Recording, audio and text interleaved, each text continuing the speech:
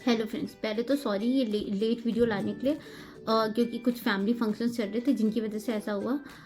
दूसरा हम बात करेंगे इस टॉपिक पे कि मेरे पास इस समय बहुत सारी क्वेरीज आ रही हैं कि जो बच्चे एलएलएम कर रहे हैं या जिनका लास्ट ईयर है तो वो जानना चाहते हैं जो डिजर्टेशन होती है, डिजर्टेशन जो एक सब्जेक्ट पढ़ते हैं हम, उसमें जो फाइल्स प्रिपेयर करते हैं वो कैसे करते हैं, उसका फॉर्मेट क्या होता है या वो किस तरीके से बना के हमें कॉलेजेस में सबमिट करनी होती है।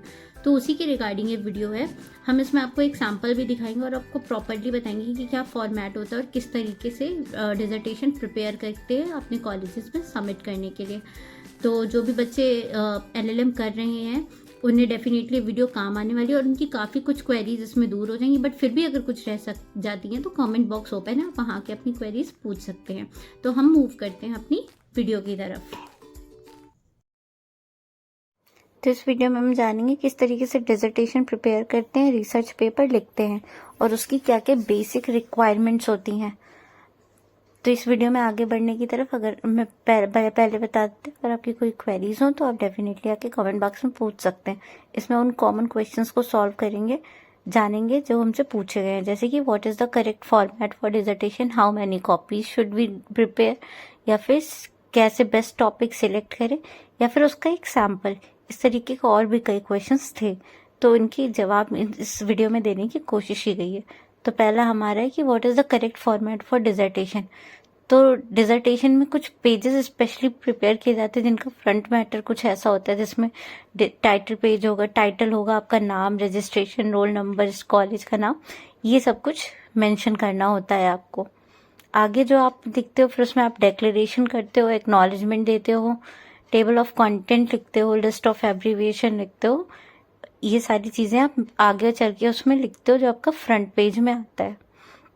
उसके बाद हम मूव करेंगे अपने नेक्स्ट की, उसमें आपको मेन टेक्स्ट में क्या लिखना है। मेन टेक्स्ट में आपको इंट्रोडक्शन लिखना होता है, उसके बारे में रिव्यू देना होता है, प्लस मेथड्स लिखने होते हैं, वो मेथडोलॉजी लिखनी होती है जिसका यूज करके आपने ये रिसर्च पेपर कंप्लीट किया होता है।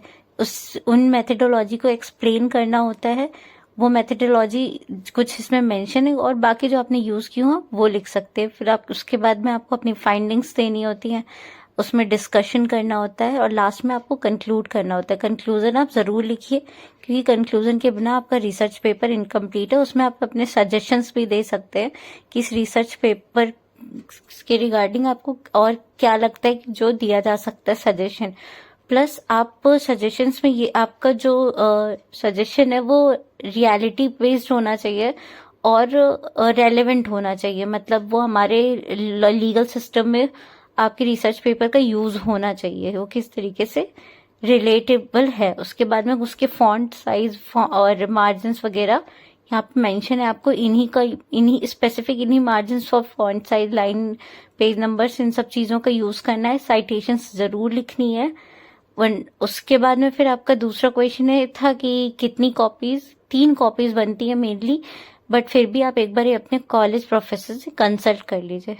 दूसरा टॉपिक कैसे सेलेक्ट करें, टॉपिक वो होने चाहिए जिसमें आपको क्लैरिटी हो, उसका सिग्निफिकेंस हो लीगल टर्म में, और ये उसका एक सैंपल मैंने आपको दिखा दिया है।